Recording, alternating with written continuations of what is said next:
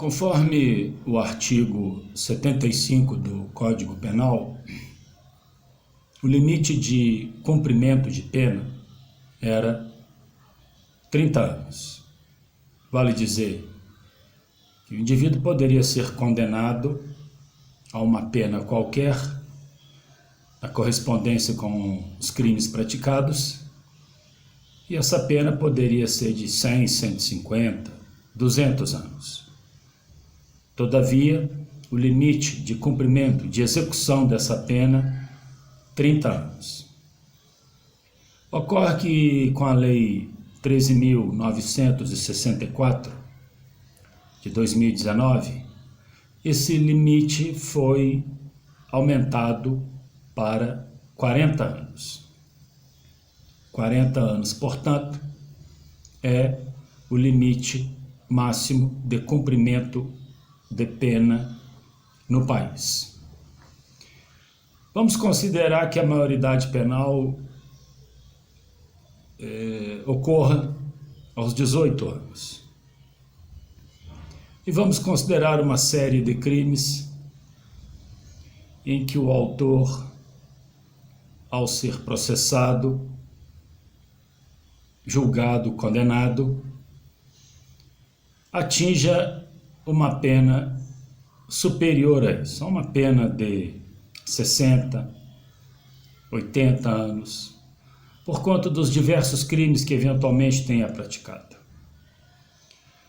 Por esse limite, ele estará saindo do estabelecimento penitenciário exatamente na idade da sua aposentadoria, caso estivesse exercendo a sua cidadania perante a sociedade. Significa que o sistema penitenciário está devolvendo para a sociedade uma pessoa inapta ao mercado de trabalho e despreparada para a vida em sociedade. De que valeu essa pena? Qual o propósito dessa pena?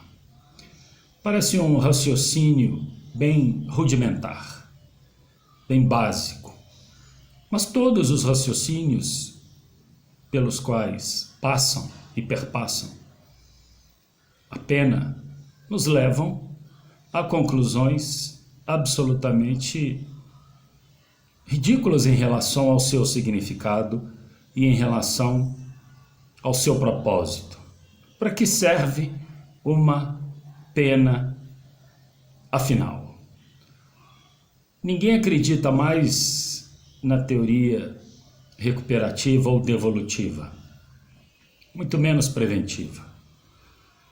Se as penas cumprissem o seu papel preventivo, os corruptos, esses mesmos que provocam a microcriminalidade e que estão no poder, eles se sentiriam um pouco mais envergonhados, amedrontados, intimidados com a pena, mas não. Eles sabem perfeitamente que a pena não é para isso, e pior, eles sabem perfeitamente que a pena não é para eles. Portanto, dentro daquele aspecto simbólico, o exercício da pena como instrumento ideológico e de controle pela falseabilidade dos seus propósitos continua. Ninguém pratica ou deixa de praticar um crime tendo como referência a pena. E mesmo que se queira apontar para isso, é demonstrado que ela é unilateral.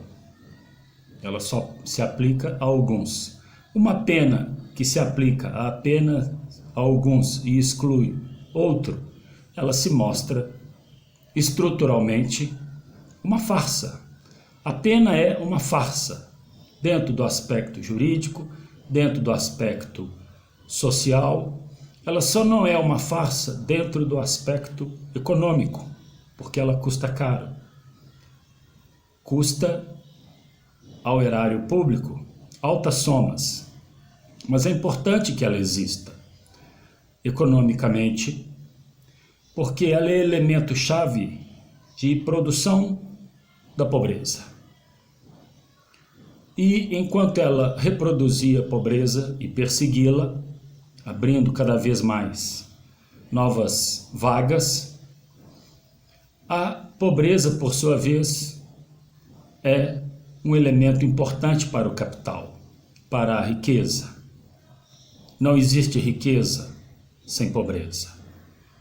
Portanto, economicamente, a pobreza, por mais antagônico, por mais paradoxal que pareça, a pobreza vale para a riqueza. A pobreza, pasme-se, tem um valor para a riqueza. É em torno da pobreza que a riqueza se multiplica. A quase ninguém interessa, pelo menos aqueles que desenvolvem um certo vício pela riqueza. A essas pessoas em nada interessa um mundo em que a pobreza não exista. Não digo em nível de miserabilidade, mas a pobreza em si mesma, ela é importante. Ela separa, ela divide, ela forma elementos a serem explorados e gera, portanto, uma categoria de valor na soma da agregação da riqueza. Essa é a questão. Portanto, a pena continuará sendo alvo das discussões para única e exclusivamente ser mantida. Cada vez mais que se multiplicam os discursos sobre a eventual teoria da pena, o seu objetivo nada mais é do que prolongar a sua existência fatídica, porque num raciocínio extremamente elementar, a pena, e aí acompanho plenamente o professor Zaffaroni, a pena não vale absolutamente nada.